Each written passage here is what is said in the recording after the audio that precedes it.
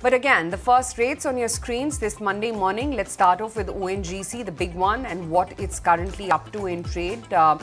So that stock will just come off you on your screens first. And then, of course, Hero Moto as well. ONGC, though, starts off lower in trade. I guess those rates will actually pick up from there. Hero Moto down 2%, even though there's been a margin expansion and the EBITDA has come in higher by 47%. But the tilt of the market clearly is flat, inching lower as we speak right now. There's DRL, there's Aurobindo Pharma. Both those stocks should come up for you on your screens, not just news from the US FDA, but also earnings.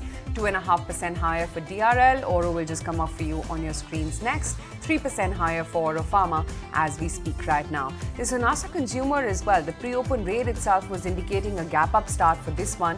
So let's see what that stock is up to in trade, because it should be a decent move for Honasa as we speak right now in a trade. Honasa has started off with a 7% gap up, no less. So that's a decent start coming in for Honasa on the back of its earnings. A lot of other names which are in focus as well. There's Inox Wind. There's been an earnings beat driven by better execution of their wind turbine generators. Everest Canto cylinders, wherein the domestic and international sales remain robust. There's DOMS as well. The Q3 PAT has jumped up about almost 43%. MCX, wherein the company is saying that they've already shortlisted the names of candidates for the post of MD and CEO to SEBI now. So that's going to be the other one, although the numbers have not been all that impressive. Sri Renuka Sugars, the board has approved raising about 250 crore rupees via QIP. So that's another stock which is going to be in focus. And then, of course, this Paytm continues to be in news. They've set up a committee to strengthen the compliance and regulatory matters over the weekend.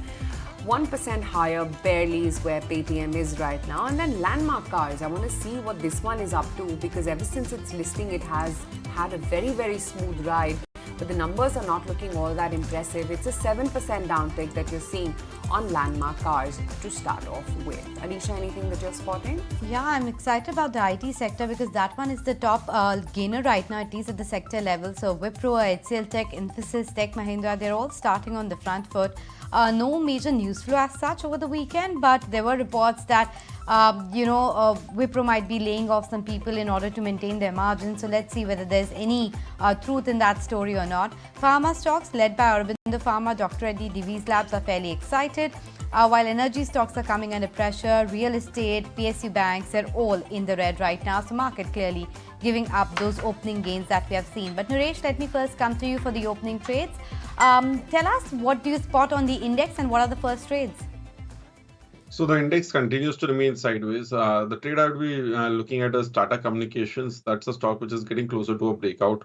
So expecting that to break out over 1760, 1780 levels in the short term. It's looking good for a trade.